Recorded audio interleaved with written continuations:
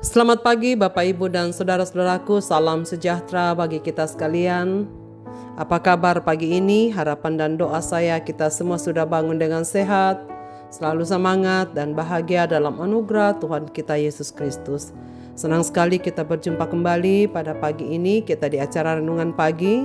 Saya mengajak kita saudara sekalian mendengar firman Tuhan, semoga menjadi panduan kita untuk berjalan di hari ini. Dari Amsal pasal 3 ayat 13 dan sampai ayat yang ke-15 demikian. Berbahagialah orang yang mendapat hikmat, orang yang memperoleh kepandaian, karena keuntungannya melebihi keuntungan perak dan hasilnya melebihi emas. Ia lebih berharga daripada permata, apapun yang kau inginkan tidak dapat menyamainya. Emas, perak, dan permata tak dapat menyamainya. Saudara-saudara pendengar renungan pagi yang dikasihi Tuhan, apakah yang terlintas dalam benak kita ketika mendengar emas, perak, dan permata? Tentu kita akan mengakui benda yang mahal, karena itu tidak semua orang dapat memilikinya. Hanya orang-orang khusus yang dapat mempunyainya. Benda yang sangat bernilai tinggi sebab merupakan simbol kekayaan dan kemewahan. Emas dan perak adalah benda padat yang banyak digunakan sebagai logam mulia yang berharga. Hal ini digunakan dalam berbagai aplikasi, termasuk perhiasan, investasi, industri, elektronik, dan koin mata uang. Selain itu, emas dan perak permata juga memiliki nilai historis dan kultural yang penting. Sering digunakan dalam upacara pernikahan dan perayaan-perayaan khususnya. Bahkan emas adalah khusus persembahan kepada raja. Saudara masih ingat ketika orang Majus dari timur akan memberi persembahan kepada yang diakuinya raja di atas segala raja, yaitu Yesus Kristus. Dan salah satu persembahannya adalah emas. Salomo, penulis kitab ini, adalah orang yang kaya.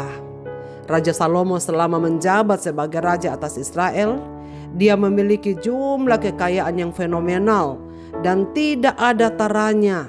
Tidak ada satupun manusia terkaya di atas dunia ini pada masanya yang dapat menyetarakan kekayaan Raja Salomo, termasuk Bill Gates maupun Elon Musk.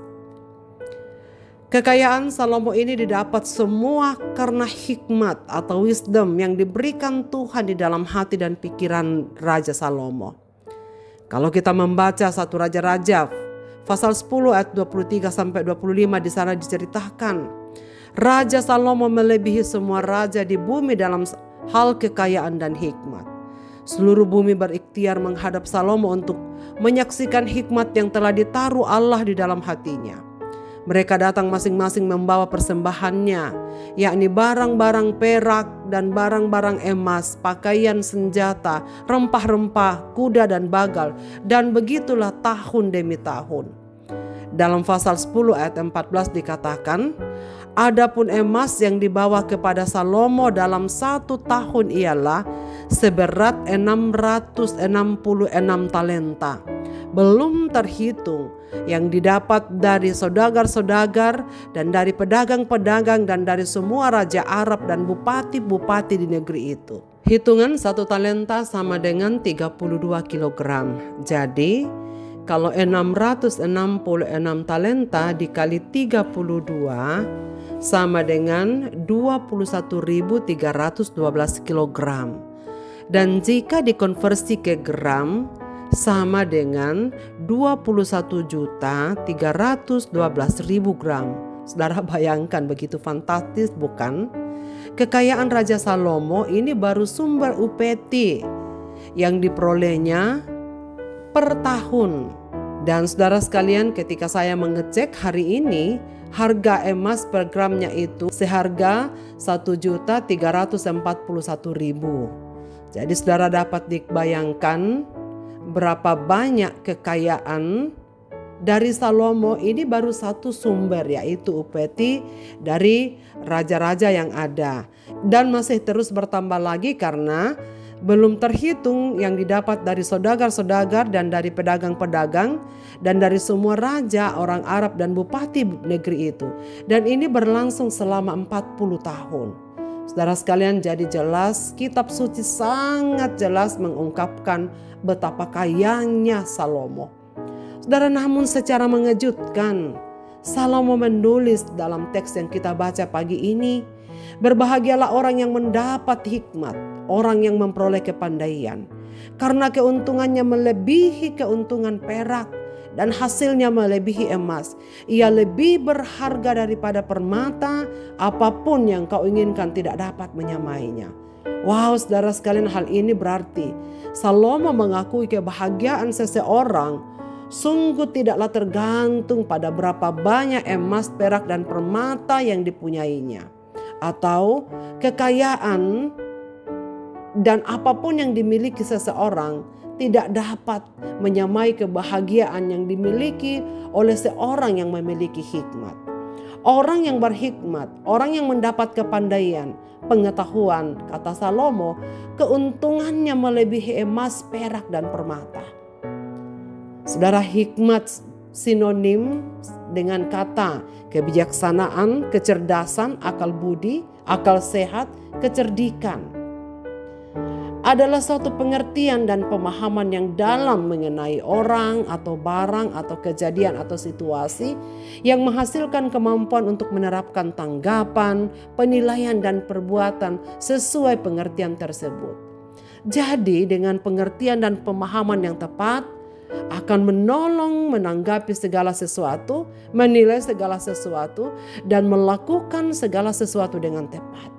Segala sesuatu, saudara sekalian.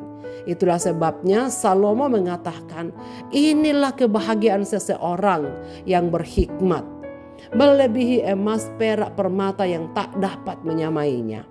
Saudara, pertanyaannya adalah bagaimanakah seseorang mendapat hikmat? Dalam Amsal 1 pasal ayat 7, Salomo mengatakan, takut akan Tuhan adalah permulaan pengetahuan, tetapi orang bodoh menghina hikmat dan didikan. Demikian juga dalam pasal 2 ayat 6, Salomo juga menuliskan, karena Tuhanlah yang memberi hikmat, dari mulutnya datang pengetahuan dan kepandaian. Ayat 7, ia menyediakan pertolongan bagi orang yang jujur, menjadi perisai bagi orang yang tidak bercela lakunya, sambil menjaga jalan keadilan, memelihara jalan orang-orangnya yang setia. Maka engkau akan mengerti tentang kebenaran, keadilan, kejujuran, bahkan setiap jalan yang baik. Saudara sekalian, itulah sebabnya ketika Salomo dipilih untuk menggantikan ayahnya sebagai raja, Tuhan menyuruh Salomo untuk meminta kepada Tuhan. Dan Tuhan katakan akan menjamin apapun yang diminta Salomo akan dikabulkan. Saudara, tapi mengherankan, Salomo tidak minta kekayaan. Salomo tidak meminta umur panjang. Tetapi yang diminta adalah hikmat. Sebagaimana yang dikatakan di dalam 1 Raja-Raja pasal 3 ayat 9. Maka berikanlah kepada hambamu ini hati yang penuh pengertian untuk menghakimi umatmu, dengan dapat membedakan antara yang baik dan yang jahat. Sebab siapakah yang sanggup menghakimi umatmu yang sangat besar ini? Salomo meminta hikmat. Karena Salomo menyadari hikmat atau pengertian adalah kebahagiaannya dan kunci penting dalam keberhasilannya untuk melaksanakan tugas dan tanggung jawabnya sebagai raja. Saudara-saudaraku, apakah yang paling kita inginkan dalam hidup ini? Apakah yang paling kita rindukan? Apakah yang kita cari dan kita perjuangkan? Mengapa kita bangun pagi sampai malam berjari lelah? Apa yang kita cari? Kiranya bukan hanya mencari harta, emas, perak, atau permata sekalipun tidak akan memberikan kebahagiaan. Sebab tak dapat menyamai keuntungan orang yang hidup di dalam hikmat. Saudara, dengan demikian apa yang kita doakan setiap hari? Berapa banyak dari kita yang berdoa setiap hari minta hikmat Tuhan? Maukah kita diberikan hikmat dan pengetahuan oleh Tuhan? Takutlah akan Tuhan. Kata Salomo, permulaan hikmat adalah takut akan Tuhan. Artinya Tuhan adalah sumber hikmat. Sebab Tuhan adalah hikmat itu sendiri. Karena itu Allah lah pemberi hikmat bagi manusia. perkataan atau firman Allah dengan segala perbuatannya yang ajaib adalah pernyataan hikmatnya yang agung dan mulia. Dan itu berarti saudara-saudaraku yang saya kasihi, itulah sumber bahagia sejati setiap orang. Ketika hikmat Tuhan dan pengertian dari Tuhan ada padanya. Dan kiranya pagi ini saudara sekalian, kita juga diberikan hikmat oleh Tuhan. Dan mari kita semua membawa diri kita kepada Tuhan dalam kerendahan hati. Takutlah akan Tuhan, supaya Ia memberikan kita hikmat yang kita perlukan dalam menjalani kehidupan ini. Marilah kita berdoa. Bapa di surga, Bapa di dalam nama Tuhan Yesus Kristus, kami mengucap syukur dan berterima kasih kepadamu pada pagi ini. Engkau mengingatkan kami, sumber kebahagiaan yang sejati bukanlah apa yang kami punya, bukanlah harta benda yang ada pada kami, bahkan emas permata, perak sekalipun tak dapat menyamai hikmat yang berasal daripadamu sebagai sumber bahagia kami yang sejati. Bapa di sorga, ampunilah kami, karena kadang-kadang melupakan prinsip firman-Mu yang penting ini. Yang kami perlukan bukanlah emas, perak, dan permata, tapi yang kami perlukan adalah hikmat daripadamu. Dan karena itu Tuhan, biarkanlah pagi ini kami semua yang mendengarkan sabda-Mu pagi ini meminta, memohon, karena Engkau adalah sumber hikmat itu sendiri. Berikanlah kami hikmat-Mu. Pimpinlah kami ya Tuhan. Berilah kami pengertian agar kami menjalani kehidupan ini di dalam takut akan Tuhan. Agar segala sesuatu yang kami perlukan untuk menjalani hidup ini, sesungguhnya Tuhan sendirilah yang akan memimpinnya. Kami perlu hikmat Tuhan. Kami butuh pimpinan-Mu ya Tuhan. Karena itu kami serahkan diri dalam tangan kasih-Mu. Hamba-Mu berdoa untuk segenap pendengar renungan pagi ini dimanapun mereka berada. Anugerahkan hikmat kepada mereka yang mereka akan perlukan untuk hidup. Agar sepanjang jalan hidup kami di tengah-tengah dunia ini, kami berjalan di dalam hikmat Tuhan. Di dalam dan demi nama Yesus Kristus Tuhan kami serahkan hidup kami. Amin. Selamat beraktivitas Bapak, Ibu, dan saudara-saudaraku. Tuhan Yesus memberkati kita sekalian.